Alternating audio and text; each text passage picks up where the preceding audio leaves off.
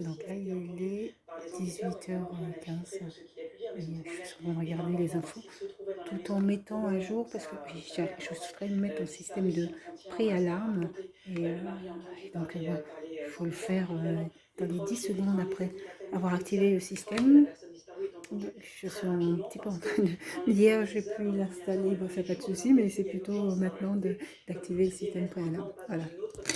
Avec une enquête qui peut s'avérer longue éventuellement. Mais justement, parce que si l'enquête, c'est juste des questions, on ne juge de rien du tout, mais si l'enquête s'oriente aussi vers l'entourage, à la fois la pression médiatique qui suit cette enquête, et donc puis... elle ne s'oriente pas forcément vers... Non, non, non, mais je dis simplement, voilà, dans le cadre d'une investigation normale, on pose des questions, il n'y a pas plutôt intérêt à ce moment-là à avoir, c'est ce que je vous demandais, un avocat pour se dire attention, qu'on n'ait pas de soupçons, qu'on ne soit pas là à avoir les micros soumets en disant qu'est-ce que vous en pensez, c'est l'entourage. Bien sûr. Alors, quand on est témoin, quand on est interrogé comme témoin, on n'a pas de protection particulière. En fait, on est censé juste donner des informations telles qu'on les connaît et on est obligé de dire la vérité. Donc, il n'y a pas vraiment là où effectivement, à partir du moment où les avocats interviennent, c'est bon. maintenant que le juge d'instruction est nommé, Ça les fonctionne. proches Donc de pour cette désactiver à personne tout moment disparue la fonction peuvent se pré-alarme, constituer partie mettez le civile pour détecteur hors comprendre, tension, puis c'est-à-dire rallumez avoir le accès au dossier qui, comme appuyez vous sur m'avez le dit bouton aujourd'hui, test. ne comprend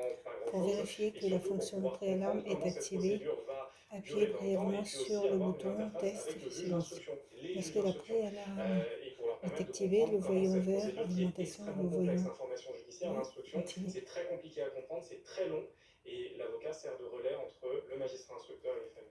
Maître Babono Stéphane, avocat pénaliste, Mélanie Bertrand, merci. Donc pour faire le point sur l'enquête qui se déroule dans le Tarn à Cagnac-les-Mines et la disparition de Delphine Jubillard. Ça fait une semaine maintenant. Et décidément, notre actualité ce soir dans BFM Story, elle est très judiciaire. Vous en avez parlé beaucoup d'affaires et on a une qui revient. Oh, elle date depuis longtemps, depuis 2007, la campagne électorale de Nicolas Sarkozy. Ça, c'est la date d'ancrage et vous aurez compris qu'on va parler des fonds libyens avec un homme qui est toujours au cœur de l'instruction, c'est Ziad Takedine, l'homme d'affaires, on va en parler avec vous, Sarah Lou Cohen, toujours en fuite au Liban. En octobre dernier, on se souvient qu'il avait déclaré qu'il n'avait jamais donné de valise, de billets provenant de la Libye à Nicolas Sarkozy pour qu'il finance la campagne. Depuis 8 ans, il avait affirmé l'inverse. Là maintenant, il revient sur ses propos. Et il a une nouvelle version qu'il a décidé de mettre par écrit. Des positions qu'il a envoyées à la justice française et BFM TV Paris Match se sont procurées cette année. Je vais pouvoir remettre les chauffages parce que j'avais éteint tous les chauffages. Vous l'avez fait en partie, Alain. C'est vrai que J'avais depuis éteint, ces déclarations j'avais mis fracassantes, sur les 0. juges qui travaillent sur un présumé financement libyen de la campagne de 2007 de Nicolas Sarkozy voulaient évidemment réentendre Ziad Takedine. Ils l'ont d'ailleurs convoqué, selon nos informations, le 25 novembre dernier. On va voir cette convocation et ils l'ont convoqué à Paris, sauf que vous l'avez dit, Ziad Takedine, il n'est pas du tout en France. Il s'est réfugié au Liban. Après sa condamnation en France à 5 ans de prison, il a pris la fuite. Il a retrouvé son pays d'origine qui n'extrade pas ses ressortissants. Et il est donc là-bas. Et là-bas, il refuse évidemment de répondre aux convocations de la justice française. En revanche, il a été d'accord pour mettre par écrit ce qu'il avait dit aux médias. Il a donc fait une déposition un peu iconoclaste, parce que c'est son avocat qui lui pose des questions, son avocat libanais, et c'est lui qui répond. Alors c'est un document qui a été certifié par un notaire de Beyrouth et avec le cachet du ministère des Affaires étrangères libyen. Il répond donc à 28 questions, tout ça c'est sur 14 pages et évidemment ce sont des questions forcément un peu orientées puisqu'elles sont posées par son propre avocat. Pourquoi Ziad Takedine fait-il cette déposition? Alors vous savez que quand il est revenu donc, sur ses déclarations, qu'il a fait cette volte-face spectaculaire, eh bien il a été accusé en tout cas par certains, notamment par Sherpa qui est partie civile dans ce dossier libyen, d'avoir été manipulé. Il y a donc des soupçons de manipulation et il veut couper court à tous ces soupçons selon lesquels il pourrait être manipulé par Nicolas Sarkozy pour changer de version parce que c'est vrai que Ziad Takedine c'était l'un des principaux accusateurs, pas le seul, de Nicolas Sarkozy qui est poursuivi, on le rappelle, mis en examen dans ce dossier. Or, il explique qu'il a été manipulé par personne. Il écrit, je me présente en homme libre, on va le lire, je n'ai reçu aucune promesse, ni aucun argent, ni même aucune aide, écrit-il donc dans ce document. Donc il veut absolument laisser paraître qu'il fait ça de manière totalement libre. Et voilà, donc c'est la réponse de Ziad Takieddine. Est-ce qu'il maintient son bénéfice de Oui, complètement. Et ça, c'est important. Il affirme n'avoir jamais remis d'argent à Nicolas Sarkozy, ni au ministère de l'Intérieur, ni à la présidence de la République. Le seul cash qu'il a donné, c'est à Claude Guéant en 2016, en contrepartie d'un contrat passé prétentif donc entre le gouvernement français et libanais. Mais l'élément intéressant depuis cette affaire à Romandie, c'est qu'il accuse les magistrats, enfin il accuse les juges d'instruction. Est-ce qu'il continue?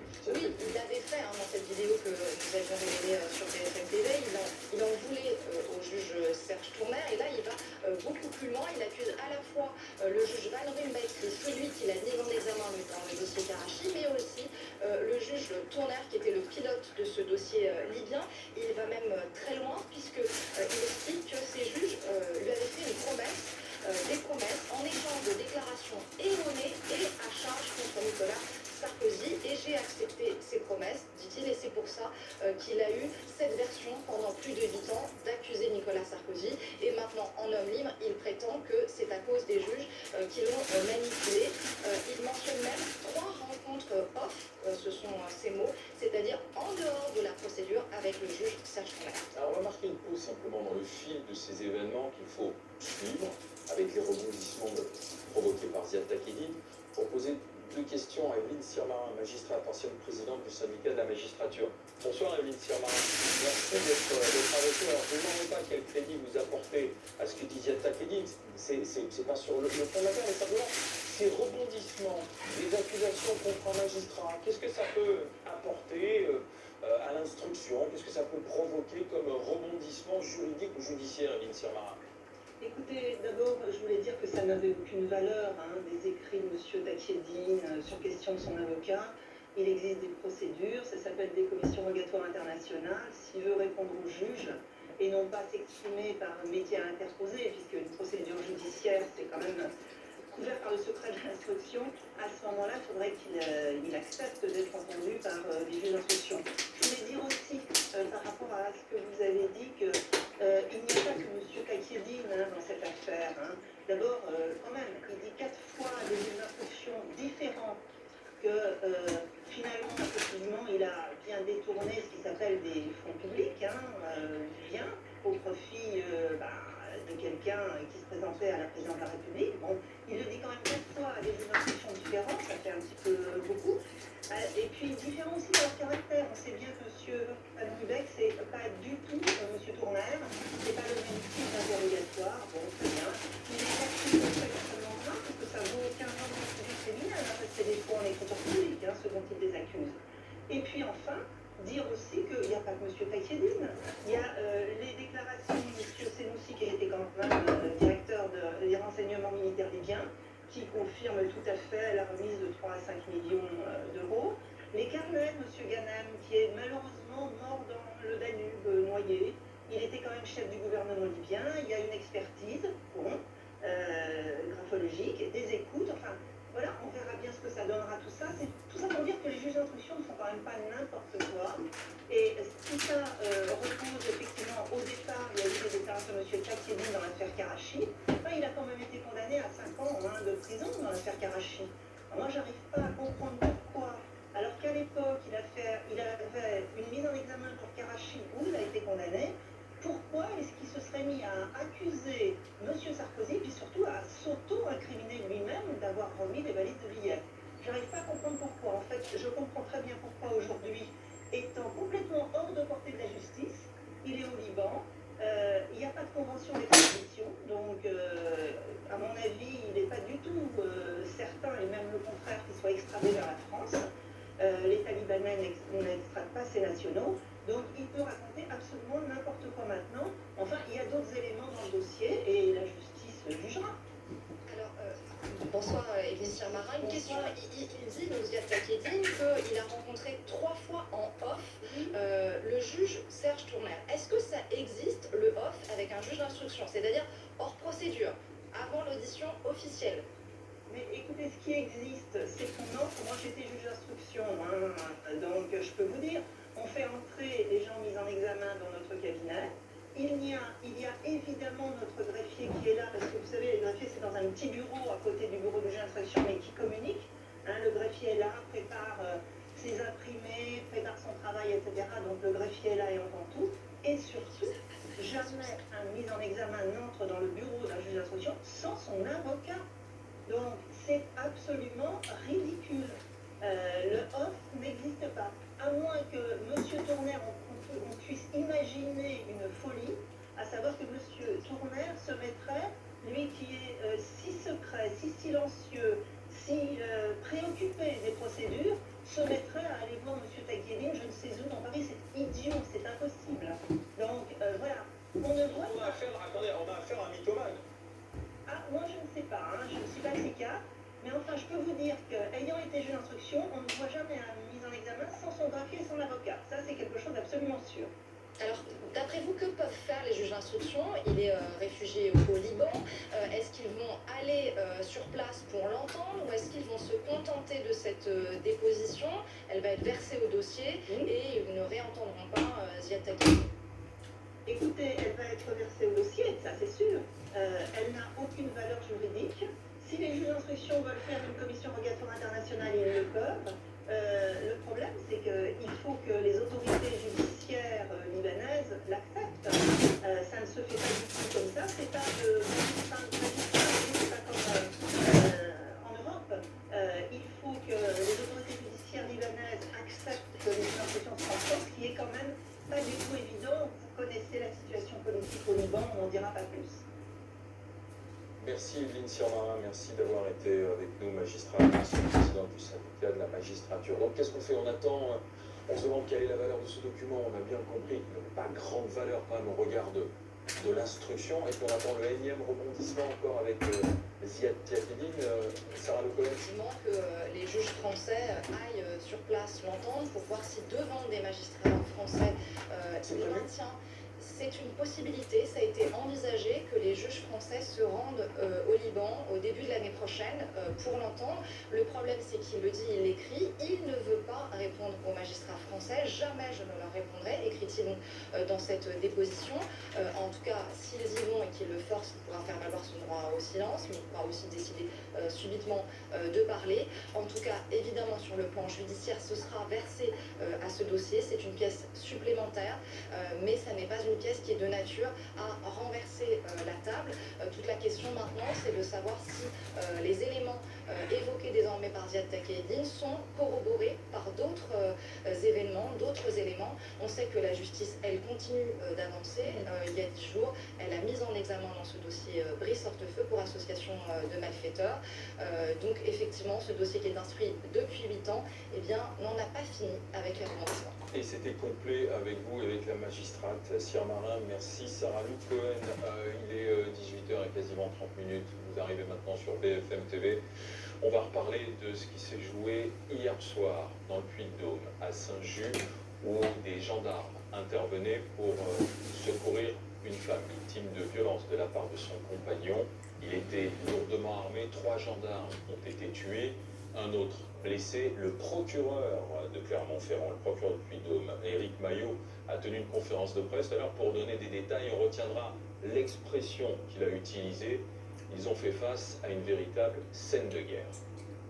C'est une véritable scène de guerre à laquelle nous avons tous été confrontés ce matin. Des centaines et des centaines de douilles, la maison incendiée, un individu surarmé. C'est véritablement une scène complètement atypique. Les gendarmes mettent à l'abri la victime, et c'est dans ce contexte-là que 4 gendarmes seront touchés par balle et que nous aurons 3 morts. Nous sommes avec le général Cavalier, ancien général de gendarmerie, Bertrand Cavalier. Bonsoir, merci d'être avec nous en direct sur BFM TV. J'imagine votre émotion lorsqu'aujourd'hui vous avez appris, enfin depuis hier soir, que 3 gendarmes avaient été tués. Mais c'est quand même le scénario est meurtrier, et on se demande comment se fait-il, vu le profil de l'homme, que les gendarmes aient pu se faire, et j'emploie l'expression à dessein, canarder d'une telle manière, et qu'il y ait 3 morts, général Cavalier. Tout d'abord, je reviens sur cette émotion qui est partagée par l'ensemble des militaires de la gendarmerie, et bien sûr également des familles et puis des retraités. Je crois au-delà de tous ceux qui comprennent ce travail très délicat des forces de l'ordre dans notre pays aujourd'hui, dans un contexte de grande violence. Maintenant, s'agissant de la situation d'hier soir, c'est une situation qui a été paroxystique, une situation extrêmement complexe. Un individu lourdement armé, disposant notamment d'un fusil de type AR-15, qui est un fusil américain, avec des dispositifs de vision nocturne, silencieux. Donc les gendarmes sont tombés dans un véritable traquenard et dans des situations extrêmement difficiles à gérer. Avec notamment la présence de cette femme qui était sur le toit, qui criait alors même que cet individu avait mis le feu à la maison, individu qui s'est propagé très rapidement. Donc vous imaginez aisément cette scène extrêmement je dirais, dangereuse dans laquelle ont évolué les gendarmes. Oui, parce qu'au départ, pardon, Général Cavalier, pour bien rappeler le scénario qui s'est joué hier soir entre 20h52 et 22h30, le premier appel, c'est pour venir au secours. On est dans un cadre de conflit conjugal, de violence conjugale. Ils viennent pour aider une femme qui s'est réfugiée sur le toit de la maison pour échapper aux compagnons. Et là, il y a un scénario infernal, c'est-à-dire qu'ils se font tirer dessus. L'homme en question, Frédéric Limol, met le feu à la maison, part, revient, retire sur les gendarmes. Donc il y a à la fois l'effet de surprise et puis la focalisation qui doit s'opérer sur la personne à secourir. Tout à fait. Alors, on est tout d'abord dans un cadre malheureusement très classique. Je vous rappelle que pratiquement les 2 tiers des interventions nocturnes effectuées par les gendarmes concernent les violences intrafamiliales et plus particulièrement ce fléau constitue les violences conjugales. Donc la patrouille de gendarmes départementaux, de la brigade de proximité sont dépêchés sur les lieux pour intervenir. Et en arrivant, il y a cette scène avec cette femme qui est sur le toit, qui hurle, qui crie, et rapidement l'incendie. Et donc là, des renforts, bien entendu, sont demandés. Mais dans le cadre de l'intervention, très rapidement, il y a cet accrochage avec 2 gendarmes qui sont pris sous le feu, dont un mortellement blessé et l'autre qui est également blessé gravement. Dans ces cas-là, quand on est dans un territoire rural, et c'est là où opère la gendarmerie, avec des communes où finalement tout le monde se connaît, et où même les gendarmes connaissent aussi les profils, au moment où ils sont appelés et ils savent qu'ils vont sur une intervention, il n'y a pas moyen en amont de se renseigner sur le profil du couple ou de la personne que l'on doit éventuellement interpeller? Bien, en l'occurrence, il n'y avait pas des éléments pour l'instant connus. D'ailleurs, le procureur a précisé qu'en l'état, il n'y avait pas d'informations concernant des plaintes ou des problèmes d'ordre judiciaire concernant cet intéressé. Donc, les gendarmes sont arrivés sur une situation relativement classique et ont essayé de traiter au mieux. Et c'est très rapidement qu'il y a eu cet enchaînement d'événements qui ont conduit à ces issues dramatiques. Mais n'oubliez pas que ces patrouilles, dans la nuit, eh bien, interviennent une dizaine, voire 15 fois sur des situations relativement comparables au départ, des situations de violence. On n'a pas toujours systématiquement tous ces éléments, même si la gendarmerie est très solidement implantée en zone rurale, pas simplement parce qu'elle travaille également en zone périurbaine, sachant également que cet intéressé était arrivé depuis peu de temps et qui ne s'était pas intégré dans la population locale. Alors, Général Cavalier, restez avec nous parce qu'on va écouter ce que disait le procureur Éric Maillot tout à l'heure à propos justement du profil de l'homme qu'on a retrouvé mort ensuite à côté de sa voiture après un accident, mais il s'est peut-être aussi donné la mort. Il était lourdement armé, équipé aussi de couteaux, de gilets pare-balles. Son profil, donc, donné par le procureur Éric Maillot. Autre élément sur la personnalité, et évidemment il faudra qu'on creuse ces aspects-là qui sont particulièrement inquiétants en termes de personnalité de l'auteur des faits. Il pratiquait le tir en compétition, on en a la certitude, il faisait notamment dans le sud de la France. Il faudra évidemment qu'on vérifie son comportement, qu'on entende les gens avec qui il pouvait pratiquer le tir. Il se disait catholique très pratiquant, on pourrait même dire presque extrémiste, survivaliste. Il fréquentait les stages d'entraînement à la survie. Il semblerait également qu'il était persuadé de la fin du monde prochaine. Bref, un individu au profil extrêmement inquiétant, et il va évidemment falloir, et c'est l'enquête qui permettra de le faire, recueillir de nombreux témoignages sur ceux et celles qui pouvaient le connaître, le fréquenter dans la durée, pour essayer d'appréhender